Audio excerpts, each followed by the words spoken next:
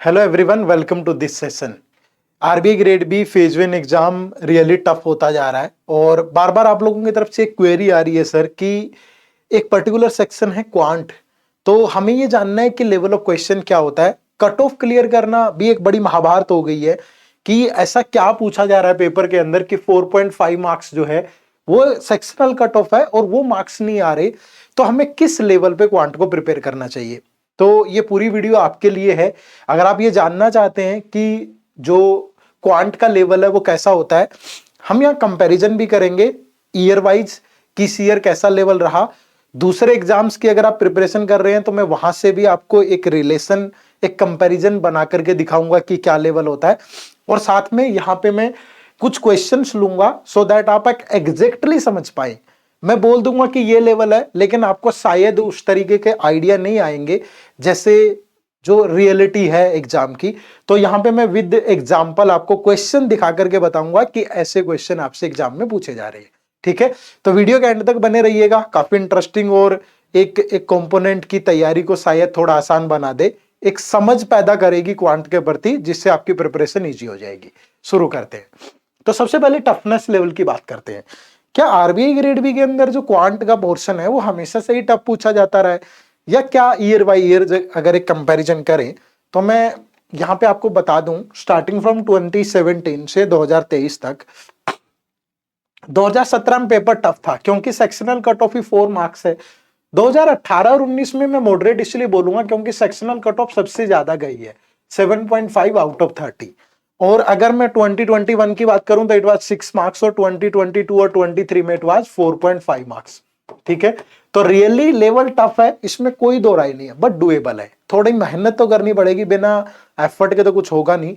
But अगर आप देखोगे ईयर बाय ईयर तो यहाँ पे 2 सालों में थोड़ा सा मॉडरेट बोलूंगा मैं, क्योंकि सेक्शनल कट ऑफ आई है, मेरा बेस सेक्शनल कट ऑफ है। अगर मार्क्स बच्चों के आ रहे हैं तभी सेक्शनल कट ऑफ आई गई होगी यार। ठीक है, तो ये आपका लेवल रहा है। अब अगर अदर एग्जामिनेशन के साथ इसको कंपेयर करें कि मे भी हो सकता है कुछ लोग एसएससी सीजीएल की तैयारी कर रहे हो, क्योंकि एसएससी के जितने भी एग्जाम उनमें सीजीएल ही थोड़ा अपर लेवल का एग्जाम होता है, कंबाइंड ग्रेजुएट लेवल। तो क्या इसके साथ आरबीआई का लेवल मैच करता है? तो आंसर होगा नो, नहीं मैच करता, क्योंकि दोनों एग्जाम का डिफरेंट पैटर्न है। यहाँ प्री में भी मैथ्स आ रहा है, मेंस में भी मैथ आ रहा है, एडवांस मैथ भी आ रहा है, algebra, trigonometry, mensuration, coordinate geometry, तो बहुत सारे टॉपिक हैं जो जो आरबीआई के अंदर नहीं पूछे जाते हैं। तो इन दोनों का कोई मैच नहीं है। ठीक है, उसके बाद दूसरा कैट का लेवल। देखो, कैट एक डिफरेंट एग्जामिनेशन है और आरबीआई एक डिफरेंट एग्जामिनेशन है। कैट आपको इंडिया में जो टॉप आईआईएम्स है वहां पे एमबीए में एंट्रेंस के टेस्ट के तौर पे यूज किया जाता है। एमबीए में आपको एडमिशन लेने के लिए एक एंट्रेंस टेस्ट है। ठीक है, एक प्रॉपर पोर्शन रहता है, तो कुछ हद तक मैच करता है, लेकिन नीड अलग अलग है। ये स्कोरिंग है। ठीक है, और जो आरबीआई का पेपर है वो आपका मतलब स्कोरिंग तो वो भी है, लेकिन इतनी कट ऑफ नहीं जाती कि आपको नीड पड़े। अगर मैं ओवरऑल कट ऑफ देखूं तो अगर आप फेज 1 की कट ऑफ देखोगे तो ये 60 के अराउंड है, 60 से भी लेस है 2023 में। तो और सेक्शनल कट ऑफ 4.5 मार्क्स है, बट यहाँ पे आपकी परसेंटाइल बहुत अच्छी आनी चाहिए, तभी आप क्वालिफाइंग मतलब आप एंट्रेंस टेस्ट के थ्रू एडमिशन ले पाओगे। समझ रहे हो? तो दोनों का पर्पज अलग है, लेकिन कुछ हद तक सिमिलर मान सकते हैं अगर आपने प्रिपेयर किया है कुछ हद तक, बट दोनों का पर्पज डिफरेंट है, ये ध्यान रखिएगा। ठीक है, क्या यूपीएससी सीसेट के साथ कोई मैच है? आजकल यूपीएससी सीसेट के बारे में कहते हैं कि सर बहुत टफ आ रहा है, तो शायद आरबीआई और सीसेट नहीं, दोनों का कोई मैच नहीं है। ये भी एक अनपैरेलल मैच है, टॉपिक में भी बहुत डिफरेंस है और इनका किसी के साथ इन एग्जाम्स में अगर आप देखेंगे तो कैट को अगर मैं मानूं थोड़ा बहुत अगर आपने प्रिपेयर किया तो मैच कर सकते हैं, अदरवाइज इनके साथ नहीं है। तो फिर किस एग्जाम के साथ इनका मैच होगा? तो वो है आईबीपीएस पीओ और एसबीआई पीओ। ठीक है, अब लेवल कहां पे है? प्री से अबव है, लेकिन मेन से नीचे है, समवेयर बिटवीन प्री और मेन से। ठीक है, आरबीआई का जो लेवल है वो एसबीआई और आईबीपीएस दोनों का लगभग सेम ही आता है पेपर, तो प्री से अबव है, लेकिन मेंस जितना भी नहीं है, क्योंकि एसबीआई पीओ का अगर आप मेंस देखोगे तो वहां पे आपको बहुत सारी जो अनप्रडिक्टेबल चीजें मिलेंगी। आप 60 क्वेश्चन अगर वहां से हैं तो आप ये सोच के चलो कि मतलब यार कुछ टॉपिक तो, कुछ क्वेश्चंस तो, कुछ टाइप के डीआई तो आपने पहली बार ही सुने होंगे, इंट्रोड्यूस कर देता है नई टाइप की चीजें।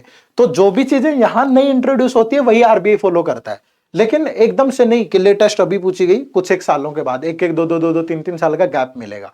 तो जो लेवल है वो यहाँ पे है, इन दोनों के बीच में है, प्री से अबव है लेकिन मेंस जितना भी नहीं है, लेकिन मेंस के आसपास है। ठीक है, आप मान सकते हैं कि मेंस का 50-60% रहेगा यहाँ, लेकिन प्री से अबव है। ठीक है, तो ये कंपैरिजन है विद अदर एग्जामिनेशन। अब अगर मैं एनालिसिस ही कर दूं पिछले 3 साल का, 2021, 22 और 23 का, तो क्या चेंज है कि अदर एग्जाम से कंपेयर कर रहे थे, तो रियलिटी क्या है सर, किस टाइप के चेंजेस हैं, कैसे क्वेश्चन आ रहे हैं वो भी समझा दो, तो उस पर बात करते हैं। सबसे पहले जो क्वेश्चंस आ रहे हैं ना, वो स्टेटमेंट पे बेस्ड आ रहे हैं। ठीक है, आपके पास 30 क्वेश्चन है। ठीक है, अब 30 क्वेश्चन में जो बेस्ट यूज करेगा ना 25 मिनट का, ठीक है, अब आपको मैं यहां समझा भी देता हूं स्ट्रेटेजी क्या होनी चाहिए आपकी। जो 30 क्वेश्चन, बहुत सारे बच्चे ऐसे होते हैं जिनका मैथ ना बहुत अच्छा होता है, लेकिन एग्जाम में, इस एग्जाम में इतना अच्छा परफॉर्म नहीं कर पाते। कुछ का नॉर्मल होता है लेकिन ठीक ठाक स्कोर आ जाता है। क्यों? क्योंकि वो इसका बेस्ट यूज करते हैं। तो एग्जाम वाले दिन, और ये बच्चों को बहुत देर से समझ में आता है। ठीक है, एक दो अटेम्प्ट होने के बाद फिर समझ में आता है, अच्छा मैंने तो ये गलती की थी, तो वो गलती ध्यान रखिए, बेस्ट यूज करिए। ठीक है, बेस्ट यूज के अंदर क्या आता है, मैं वो जब इस वीडियो को कंक्लूड करूंगा तो एंड में बताऊंगा कि आपको क्या बेस्ट यूज करना है। अभी ये जान लो कि लेवल क्या है। तो स्टेटमेंट बेस्ड क्वेश्चन आते हैं। अब यहाँ क्वेश्चन में सोल्व नहीं करूंगा, बट एग्जांपल दे रहा हूं आपको। ठीक है, कि जैसे ये देखिए आप, एक नंबर सीरीज का क्वेश्चन है, लेकिन एक सीधी सीरीज ना दे करके उस पर बेस्ड 3 स्टेटमेंट बना दी कि यहां से जो पी की वैल्यू आएगी उसमें नियरेस्ट परफेक्ट स्क्वायर क्या होगा, अगर पी की वैल्यू 1600 है तो p plus P is divisible by कुछ इस करके, और बताइए कि कौन सी स्टेटमेंट फॉलो होती है। यहां पे आप देखेंगे कुछ इंफॉर्मेशन है आपके पास और उस पर बेस्ड 4 स्टेटमेंट दे दी, तो बताओ कौन सी स्टेटमेंट। तो ये टाइम टेकिंग है। ठीक है, इसीलिए सेक्शनल कट ऑफ कम जा रही है और ओवरऑल कट ऑफ भी कम है, क्योंकि टाइम टेकिंग प्रोसेस है। तो स्ट्रेटेजी पे बाद में बात करेंगे, वही चीज निकल आती है बाहर, बट ये ध्यान रखिएगा आप। ठीक है, आप यहां पे देखेंगे अर्थमेटिक का भी कोई टॉपिक उठा लो, ये ट्रेन्स का एक क्वेश्चन है, ये पार्टनरशिप का एक क्वेश्चन है, तो पूछ रहा है, स्टेटमेंट बेस्ड क्वेश्चन है, तो आपको वहां पे फोकस करना पड़ेगा। ठीक है, दूसरा जो है वो जो क्वेश्चन है उनमें पैटर्न में चेंज हुआ है कि एक जो यूजुअल, एक पारंपरिक जो तरीका होता है उससे हटके भी सवाल जा रहे हैं। जैसे इस बार क्वेश्चन पूछने का तरीका डिफरेंट है, थोड़ा अगली बार उसमें चेंज। ऐसा नहीं है कि टॉपिक चेंज हो गया, ऐसा नहीं है कि कोई चीज बिल्कुल आउट ऑफ द बॉक्स आ रही है, नहीं, थोड़ा पैटर्न में चेंज कर देता है स्वभाव में। कैसे? जैसे आप देखोगे कि पहले क्वाड्रेटिक इक्वेशन सिंपल दी जाती थी कि एक क्वाड्रेटिक इक्वेशन दे दी, उसके 2 रूट दे दिए और उसको सोल्व करना है। ठीक है, फिर इस तरीके से दे दिया। इस बार मैंने लिया नहीं है क्वाड्रेटिक इक्वेशन का, तीसरा क्वेश्चन मुझसे मिस हो गया। इस बार क्या किया, 3 इक्वेशन दे दी। ठीक है, 3 इक्वेशन और उनमें कुछ वैल्यू मिसिंग दे दी और वैसे करके बना दिया। तो क्वेश्चन पूछने का तरीका चेंज हो रहा है। जैसे पहले नंबर सीरीज में नॉर्मल क्वेश्चन था, फिर ऐसे स्टेटमेंट डाल के दे दिया। और एग्जांपल ले लो ना, जैसे यहां पे देखोगे अरिथमेटिक के जो टॉपिक्स हैं उनके अंदर question fill in the blanks type. जैसे आप यहां देखो कि इस क्वेश्चन के अंदर उसने 2 ब्लैंक भी डाल दिए, और यहां ब्लैंक पे आपको ये तीनों वैल्यू सेटिस्फाई करके देखनी पड़ेगी कि कौन सी सेटिस्फाई कर रही है, वही आपका आंसर होगा। और यहां पे आप देखोगे, अब इस क्वेश्चन को पढ़ने में आपको 2 मिनट लगेंगे यार, और फिर वैल्यू पुट करके सोल्व करने में।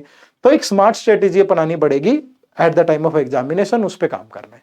ठीक है, उसके बाद आप यहां देखोगे कि ये देखो नंबर सीरीज का फिर दूसरा स्वभाव कैसे चेंज हो रहा है। पहले नॉर्मल सीरीज है, फिर इस तरीके से मिसिंग करके दे दिया, फिर 2 सीरीज दे दी और दोनों के अंदर भी मिसिंग टर्म में पी और क्यू, और उस पी क्यू में रिलेशन बनवा लिया। तो ये धीरे धीरे चेंज हो रहा है पैटर्न। ठीक है, उसके बाद तीसरा चेंज क्या है कि अर्थमेटिक और कैसलेट डीआई आ रहा है। ठीक है, ऐसा नहीं है कि बेसिक डीआई भी आ रहा है, वो लेंदी है। जो बेसिक डीआई होता है उसमें जैसे bar graph, line graph, pie chart, mix chart, table, क्या कर रहा है कि एक डीआई इस पे जरूर दे रहा है, लेकिन 2 फिगर, एनी 2 फिगर उठा के मिक्स करके दे रहा है, तो वो लेंदी बन जा रही है चीजें। और इसके अलावा एक डीआई अर्थमेटिक पे दे रहा है और एक डीआई कैसलेट भी दे रहा है। कैसे होता है कैसलेट? और जैसे ही अर्थमेटिक बेस्ड डीआई है, थोड़ा सा आपको रेवेन्यू, एक्सपेंडिचर, प्रॉफिट, इसके बारे में नॉलेज होनी चाहिए, तो आप सोल्व कर पाते। यहां पे आप देखोगे तो इस डीआई के अंदर आपका एलिगेशन का कंसेप्ट यूज हो रहा है। ठीक है, एलिगेशन के कंसेप्ट से आप बना सकते थे। इसके अलावा ये कैसलेट डीआई है कि कैसलेट डीआई की खास बात क्या होती है कि इंफॉर्मेशन बहुत रॉ फॉर्म में है, कि आपको कोई टेबल, पाई चार्ट ऐसे बना के नहीं दिया। ठीक है, इस टाइप की इंफॉर्मेशन दे दी, आप इसे सोल्व करो, हालांकि डुएबल है, एक तो डीआई सोल्व किया जा सकता है, 10 मिनट लगा दोगे मैक्सिमम, पर एक डीआई डुएबल है और वो 5 नंबर दे देगा, तो बहुत ज्यादा कहानी इतनी मुश्किल भी नहीं है। लेकिन देखो यार, स्वाभाविक है, पेपर टफ है और कट ऑफ भी बहुत ज्यादा नहीं जा रही, इतनी तो मेहनत करनी पड़ेगी। तो ये कैसलेट डीआई होता है, ठीक है। इसके अलावा जो क्वेश्चन है वो क्वांटिटी कंपैरिजन और प्रैक्टिकल प्रॉब्लम पे भी रहते हैं। ऐसा नहीं है कि प्रैक्टिकल प्रॉब्लम नहीं देता है या क्वांटिटी कंपैरिजन, वो भी है। ये देखो, जैसे ये एक प्रैक्टिकल प्रॉब्लम का ही क्वेश्चन है ना, कि आप यहाँ ए की वैल्यू बी की वैल्यू अगर नॉर्मल भी पुट करोगे कुछ भी, तो ये सेटिस्फाई कर जाएगा। आप यहाँ पे देखोगे, ये नॉर्मली बिल्कुल आपको सर्ट्स इंडिसेस का रूल पता होना चाहिए। और यहाँ आप देखोगे मिक्सचर का क्वेश्चन है जो 2 क्वांटिटी दे दी और उनको कंपेयर करना है आपको। तो ऐसे सवाल भी है, ऐसा नहीं है कि ऐसे क्वेश्चन नहीं है। तो ओवरऑल ये सिनेरियो रहता है, ठीक है, कि सारी चीजें हैं तो बहुत अच्छे से आपको प्रिपेयर करना चाहिए। बट प्रिपेयर कैसे करना चाहिए, उसका सॉल्यूशन क्या है? सबसे पहली चीज है analysis of previous year paper. आपको एटलीस्ट 5 ईयर के पेपर उठाने पड़ेंगे, पिछले 5 साल के। उससे आपको एक तो ये पता चलेगा कि इस साल ये क्वेश्चन, अगले साल उसी क्वेश्चन को कैसे, मतलब पैटर्न कैसे चेंज हो रहा है, वैसे पता चलेगा। एक किस टॉपिक से कितने क्वेश्चन आते हैं वो पता चलेगा। तो वो सारी चीजें रहेंगी उसके अंदर, ठीक है। दूसरा, लिमिटेड टॉपिक पढ़ो, सिर्फ लिमिटेड टॉपिक। जरूरी नहीं है कि यार 25 टॉपिक पढ़ने हैं आपको, ठीक है। 25 टॉपिक पढ़ के सोल्व करने का टाइम भी नहीं है आपके पास। आपके पास 25 मिनट है, ठीक है, 25 मिनट है और क्वेश्चन है 30, ठीक है, 30 क्वेश्चन है। 30 क्वेश्चन आप पढ़ भी नहीं पाओगे अच्छे से 25 मिनट में, और टॉपर बनने का फायदा भी नहीं है। तो फिर क्या करें, कुछ टॉपिक पढ़ो लिमिटेड, जैसे नंबर सीरीज, जैसे क्वाड्रेटिक इक्वेशन, जैसे परसेंटेज, रेशियो, डीआई, ठीक है, प्रॉफिट लॉस, ठीक है, टाइम एंड वर्क, ठीक है, पार्टनरशिप, एजीज। ये कुछ एक लिमिटेड से टॉपिक पढ़ो, लेकिन उनको बहुत अच्छे से पढ़ो। बेसिक से पढ़ो, बिल्कुल बेसिक से पढ़ो, कंसेप्ट पे फोकस करो, न्यू पैटर्न के क्वेश्चन प्रैक्टिस करो उसके अंदर, ठीक है। क्योंकि at the end 30 question 25 minute में तो पढ़े भी नहीं जाने। तो आपको क्वेश्चन ही 10 से 15 सेलेक्ट करने हैं, जो करने हैं 15 तो आपको एक नजर में छोड़ देने, इग्नोर कर देना उनको, तो ठीक है। तो आपके पास, और आपको अगर आपको 6-7 क्वेश्चन भी ठीक करने हैं पेपर में, और 6-7 क्वेश्चन ही आप अटेम्प्ट करते हो, तो आपके पास 3-4 मिनट है एक क्वेश्चन को सोल्व करने के लिए। तो टाइम कम नहीं है।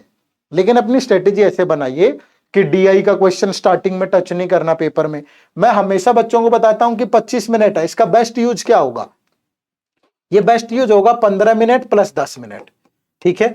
कोशिश करो कि ये स्टार्टिंग के 15 मिनट में डीआई को टच ना करो, क्योंकि लेंदी है और सोल्व नहीं हुआ तो डिमोटिवेट हो सकते हो। इस 15 मिनट में डीआई के आपसे 15 क्वेश्चन पूछ रहा है, उनको सीधा जंप मार दो। जैसे पहला क्वेश्चन डीआई का है 1 to 5 छोड़ दो, सीधा 6 क्वेश्चन पे जाओ। 15 क्वेश्चन तो छूट गए, 15 क्वेश्चन है, उन 15 में से 5-6 सेलेक्ट कर लो, 15 मिनट में सोल्व कर लो। और उसके बाद लास्ट के 10 मिनट या 10 से 12 जितने भी मिनट बचते हैं आपके पास, उसमें एक डीआई पे लगाओ, हो जाएगा पक्का। और 5 नंबर सीधा मिलेंगे, 5 यहां से तो 10-12 क्वेश्चन ठीक हो गए, इतना ही चाहिए यार, ठीक है। तो प्रॉपर पढ़ो अच्छी स्ट्रेटेजी के साथ, और एक प्रॉपर प्लान बना लो यार। ऐसा नहीं है हवा में सब कुछ चल रहा है कि देख लेंगे। अभी तो 6 महीने पड़े हैं पेपर में, फिर 5 पड़े हैं, 4, 3 नोटिफिकेशन आ गई, अब कैसे देखें, फिर 2 महीने, 1 महीने। कुछ लोग तो पिछले 10 दिन में बोलते हैं कि सर कौन सी बुक पढ़ूं, और मैं अक्सर गाइड करता हूं उस टाइम पे, गीता पढ़ो, क्या लेकर आए थे क्या लेकर जाना। ऐसा थोड़ा होता है। कोई भी चीज पाने की हसरत है, उसके लिए क्या उचित मेहनत की गई है ये डिपेंड करता है। अगर की गई है तो सफलता जरूर मिलेगी, अगर नहीं की गई तो फिर नहीं मिलेगी, ठीक है। तो ये चीज ध्यान रखिए, एक प्रॉपर प्लान बनाओ, डेली टाइम दो और फोकस करो। और रिवीजन जरूरी है यार, ठीक है। जब तक रिवीजन नहीं करोगे तो फिर चीजें लंबे समय तक दिमाग में नहीं रहेगी, ठीक है। छोटे छोटे नोट्स बना लिया करो, लिख लिया करो कंसेप्ट्स को, और प्रैक्टिस करनी है। और प्रैक्टिस एग्जाम लेवल की करनी है, ऐसा नहीं कि कुछ भी चल रहा है। आप देख लो प्रीवियस ईयर पेपर और देखो किस लेवल के क्वेश्चन है, वैसे ही प्रैक्टिस करो, ठीक है। तो ये था कि आप किस तरीके से इस सेशन का क्या लेवल रहता है, कैसे प्रिपेयर कर सकते हो, ठीक है। इसके अलावा बहुत सारी, अगर आपको प्रीवियस ईयर क्वेश्चंस आपको नहीं मिल रहे हैं या दूसरी दुविधा आ रही है, तो ये गाइड बुक आपको प्रॉपर तरीके से गाइड करेगी, ठीक है। ये आरबीआई ग्रेड बी मैनेजर के लिए हमने गाइड बुक बनाई है, जिसमें हर कुछ मिलेगा। क्या आपके एग्जाम का सिलेबस है, कौन से टॉपिक इंपॉर्टेंट है, कौन से लिस्ट इंपॉर्टेंट है, क्या सोर्सेज फॉलो करने हैं, पीवाईक्यू का लिंक मिलेगा, और एब्सोल्युटली फ्री है। इसी वीडियो के डिस्क्रिप्शन में जाओ, इस गाइड बुक को डाउनलोड कर लो, ठीक है। और इसके बाद ये जो सारी चीजें मैंने बताई है न्यू पैटर्न की, या ये सब चीजें सीखने के लिए आप हमारे कोर्सेज से जुड़ सकते हैं। आरबीआई ग्रेड बी के लिए हमारे 2 कोर्सेज हैं, एक गोल्ड पैक है हमारा और एक सिल्वर पैक है। ये जो गोल्ड पैक है ये बिल्कुल डे 1 से लेके आपकी आखिरी समय तक साथ रहेगा, जब तक आपकी सिलेक्शन नहीं होती, क्योंकि इसमें आपको फेज 1, फेज 2 और इंटरव्यू सबकी प्रॉपर गाइडेंस मिलती है, सबकी। लेकिन मेहनत करनी पड़ेगी, कोर्स खरीदने से कुछ नहीं होता है, ठीक है, कि कोर्स खरीद लेंगे देखते रहे, ऐसे कुछ नहीं होगा। मेहनत करनी पड़ेगी, सीखना पड़ेगा, चीजें जो आपको मेंटोर्स बताएंगे उन्हें इंप्लीमेंट करना पड़ेगा, ठीक है। और इसके अलावा ये सिल्वर पैक है हमारा, और इसके अंदर आपका फेज 1 में सिर्फ जीए रहता है और फेज 2 का कंप्लीट पैकेज है, इंटरव्यू की प्रिपरेशन आपकी इसी में इंक्लूड होती है। और इसके लिए आप कुछ सैंपल मटेरियल हमने प्रोवाइड किया है, तो आप चेक कर सकते हो डेमो के तौर पे, उसका लिंक भी इसी वीडियो के डिस्क्रिप्शन में है, जाइए और उसको भी डाउनलोड करके, और अगर आपको लगे कि हाँ ये मेरे लिए अच्छा है और मैं कर सकता हूं, मैं मेहनत करने के लिए रेडी हूं, अगर आप रेडी हैं तो हमारी टीम भी रेडी है और निश्चित रूप से इस कहानी को सफल बनाएंगे, ठीक है। तो आप सबका बहुत बहुत शुक्रिया इस सेशन से जुड़ने के लिए। ये आपकी हेल्प करेगा to understand properly what is the level of quantitative aptitude section in RBI grade B examination, और इसके बाद आपको किस टॉपिक के बारे में, किस सब्जेक्ट के बारे में और जानना है जो आपको परेशान कर रहा है आपकी जर्नी के दौरान, वो कमेंट करके जरूर बताइएगा। अगली वीडियो हम उसी पे लेकर के आएंगे, ठीक है। बहुत बहुत शुक्रिया, बाय बाय, टेक केयर, जय हिंद, जय भारत।